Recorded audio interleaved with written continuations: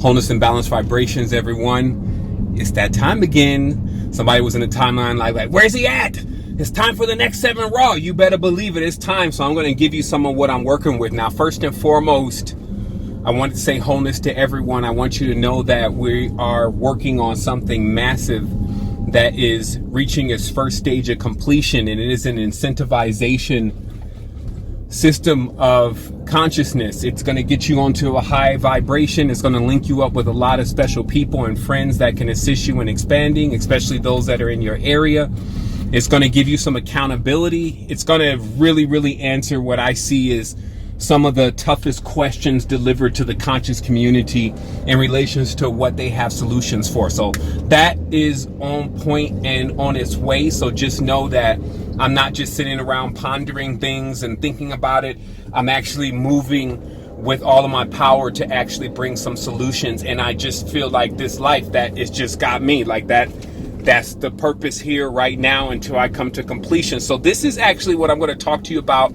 It's some really deep stuff. It's some stuff that you're going to have to play around with on your own, in your own consciousness. You're going to have to start seeing certain things that you even do and start really self-diagnosing yourself and getting yourself on the right path to the deep programming. And then also, and really some of the hacking, so you can see beyond what is generally expected from the average human being. Now, the next thing is really briefly, man, you're going to have to create some really good habits. Like, remember, like right now, let's say one of the highest commodities is motivation. And this is why motivational speakers, like they're doing really well right now, because if you got some motivation, you have some people that really will just pay for motivation. It's wild. And it's because people are low on motivation because they're not doing in life what connects to their uniqueness. So they're not generating. It's like their fruit, their own personal fruit, they're not eating from. They're not even being able to give to others so they can eat from. They're having to go into harvesting someone else's fruit. So that's what you do when you go and work in a business. You have a tendency to be harvesting someone else's fruit. If none of those visions in that business, the core visions and the growth, etc., have anything to do with what you feel like are your personal values and ideals. So let's just get this straight. There is an entire sub-world, subculture that has been created, and most of the inhabitants of this reality are living in it. And it starts from the phenomena of really the alien, because, so remember, the whole idea of an alien actually connects into uniqueness and rarity, something that you don't see a lot or you don't see often. And this is why anytime somebody comes out acting strange or not following the culture and becoming quote unquote an alien, people start to gravitate around them. Now, check this out. Even in the world today, if someone takes a picture of an alien craft, or man, if they could get one even with an alien, all of a sudden they get some kind of traction. They get some type of popularity, right? So even if the person even says, well, yeah, I talked to an alien, the alien came inside of my body, I slept with an alien, they even get some kind of popularity for just that. So then when you think of just the concept of the alien being something, let's say, unique or something that there's not a lot of, then it pushes you into understanding why there's these as below stars, why are there stars in Hollywood, or roles or characters that are created.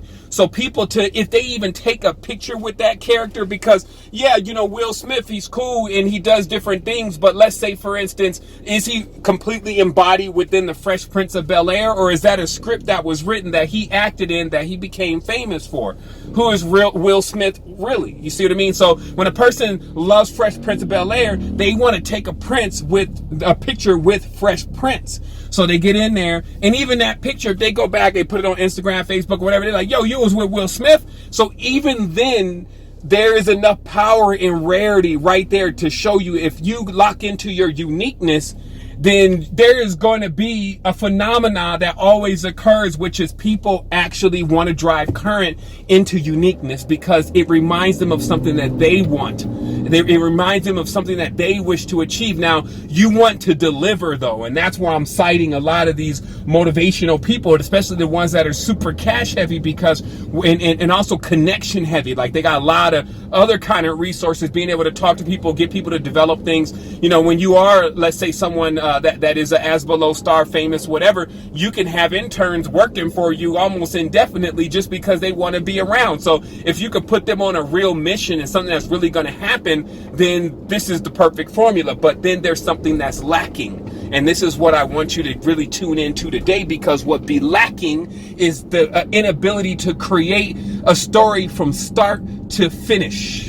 Okay, most people don't know how to create a real story from start to finish. Now, I'm using these words loosely because it's still a projector, it's still pushing light, it's still pushing an illusionary scion, or an illusionary or a light-based world or field. You know, some people, they're like, oh, I have this illusion, and why are you there sitting and talking then? I'm talking, trying to educate you from your ignorance, okay? Look at the word illu as in illumination, light. Zion as in world or mainframe, Sony. Okay, so that means a world or illusionary mainframe constructed from light, right? But see, the thing is because most people don't know how to plan, and most people don't know how to create a story from start to finish. When they get inside of something else's story that is a little bit more detailed, they kind of get lost in the story. So let me show you how it happens. Now, any architect, like they say, the great architect. Any architect knows exactly every single thing about what needs to be built before they start building, because they use a script. They use blueprints. Okay, so most people don't know how to put blueprints together. They're living either day by day.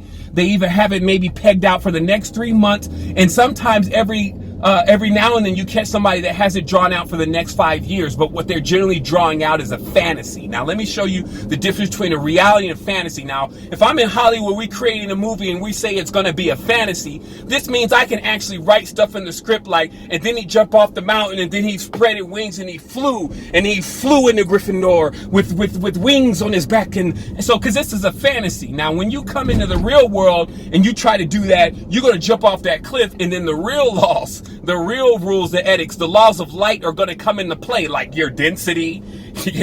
Are you really light enough? Do you have enough thrust? I'm not saying that flying is not possible, but it's going to take a lot of kundalini coming from the root chakra to really propel all that rest of that Vimana kingdom up into the celestial. So do you have that? And that's how you will go about that. But again, fantasy. So let me show you how, in a world where you have a bunch of sociopaths and narcissists, they constantly, because of looking at these TV programs and these stories that have been put together by master storytellers, or at least people who know how to write good fantasies, that people begin to adapt those dreams and then use those dreams as if they work in real life when they don't. Begin to expect things from others and expect things even from themselves that were not reality anyway. We're just all a part of a fantasy. So here's how you get back grounded into the true you and the progress of your expansion, and get away from somebody else's Hollywood world dream, okay? Until that dream starts incorporating something that you'll be able to expand from. So let me just explain to you very simple. So first of all, the world, it lacks planners. It lacks people who know how to create games. Like, think about the person who created chess. They had to create up to, over one, back to, okay, this one goes across, but it can't go straight. This one goes straight. This one only advances one, but when it gets further out there, it can have this, then it can turn into this. That's gamification. So games have been around since the beginning, because the whole damn thing is wired off of what we would call game theory, because it is still an illusionary field. But follow me now. So what happens is that when somebody creates a story, okay, and that story has been put together from start to completion to have all of the characters necessary in the story, the antagonist, the protagonist, you know, even deeper than that. So how did the building get built? Oh, it got built by these people. And then where did those people come from? Oh, those people came from this island over here. And then how did they get on that island? Oh, they got on that island because they literally live over there and it settled in. So they have a whole story that they continuously roll out in the mainframe, right? And this story is constantly sent out into the projection of what we're in right now. Let's say, for instance, every single Disney movie has pretty much the same lineup of characters, right? So then when people get into the real world, And then they try to bring those characters into the real world that they've adapted to since the time they were young, watching all of this stuff. Those characters don't work. And then this is what happens. Your dream world gets hijacked. Okay? Your dream world gets hijacked because you start dreaming about things that actually don't have any real applications in the physical reality. And I even started testing myself about this because I don't really need sleep. Like, I have to force myself to go to sleep, especially when I start working out, because then I get even more oxygen in my blood. So what happens is most of the time I'm pretty much awake in this play sleep. And in the play sleep, the mind is pretty active because it has the opportunity for it not to be bogged down by the physical energy that needs to be pushed forward to maintain the physical body. So it's not bogged down by that. So it goes into its creative force. It starts budding thought. So when it starts budding thought, especially at 2 or 3 in the morning, when I was utilizing that for spiritual aspects of things, which are a lot more fanciful than the reality. So when I was using it for spiritual aspects of things and going off into other worlds and reading different books and seeing geometry, it was very effective at that. But when I started telling it, well, bring me something practical though that I could use to assist the people that are here, I found that it would wake me up early in the morning, and I'm just using it as an extra character, early in the morning with a eureka. I got an idea. This is how it can work. And then I would be like, okay, what's the idea? Oh, if you do this, you do this is going to work. So I'd be like, still half asleep, but I would get up and grab my pen and start writing down the details of what needs to be done, to only find out that when I would look at it once I woke up, I'd be like, that's not a really good idea though. Like, maybe in the future, or where's the money going to come from, or why would people even like that, or why would they want to do that?